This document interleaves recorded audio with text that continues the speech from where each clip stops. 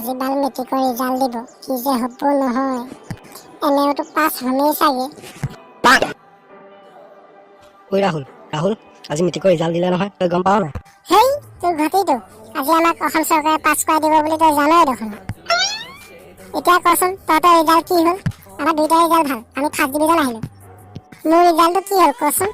ইয়াৰ কওঁ জানো ইয়াৰ ৰিজাল্টটো কি হ'ল ইয়াৰ বিন্দাছ বহি আছে ইয়াৰ ৰিজাল্ট শুনিলেই পাগল হৈ যাব ইছ বেটা সি আমাক ৰিজাল্টৰ কথা সুধিছে তাৰ ৰিজাল্টৰ কথা গম পালে সি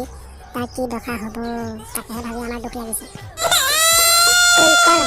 মোৰ ৰিজাল্টটো কি হ'ল তই দুটা চালিনে নাই ক জানো তোৰ ৰিজাল্টৰ কথা ক কিহৰ ইমান ভয় কৰি আছ কচোন মোৰ ৰিজাল্টটো কি হ'ল তেতিয়াহ'লে শুন আমি সোণাকণ আৰু মই ফাৰ্ষ্ট ডিভিজন আহিলোঁ তই থাৰ্ড ডিভিজন আহিলোঁ তাকেহে লৈ আমাৰ তোলৈ দুখ লাগিছে গতিকে তই দুখ নকৰিবি কি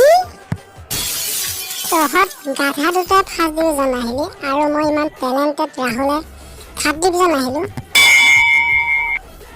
এতিয়াতো চাগে ঘৰলৈ গ'লে মোক মা দেউতাই ঘৰৰ পৰা বাহিৰ কৰি দিব ৰাহুল তই দুখ নকৰিবি অসম চৰকাৰে আৰু এটা পদ্ধতি উলিয়াইছে যাৰ এই ৰিজাল্টত অসন্তুষ্টি প্ৰকাশ হৈছে সি আকৌ পৰীক্ষাত বহিব পাৰিব আৰু ভাল নম্বৰ উঠাব পাৰিব